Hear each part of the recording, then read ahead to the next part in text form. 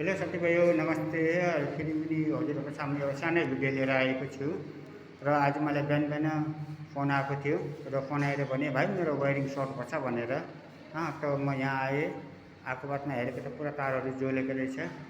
अनि त्यो तारहरू पुरा निकालेर नयाँ वायरिङ हानेछु।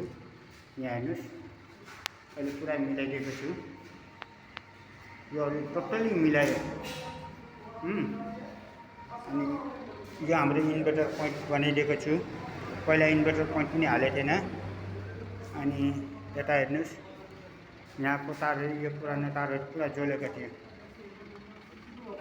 यो पुरानो तारहरू पुरा जलेर जहाँ कहाँ जोइन थियो हेर्नुहोस् तपाईँहरूले, तारहरू पुरा जोइन गरेर लगाएको थियो र त्यो जोइनिङहरू पुरा हटाउने बाद मैले पुरा नयाँ वायरिङ गरेको छु। अब यो भिडियो कम्प्लिट भएको बाद म हजुरहरूलाई देखाउने छु। ल साथीभाइयों, यहाँ हेर्नुहोस्, यो अहिले पुरा नयाँ तार हालेको, पुरानो तारहरू पुरा सर्ट भएको थियो वायरिङ। र नेक्स्ट भिडियोमा फेरि आउँला। Okay by.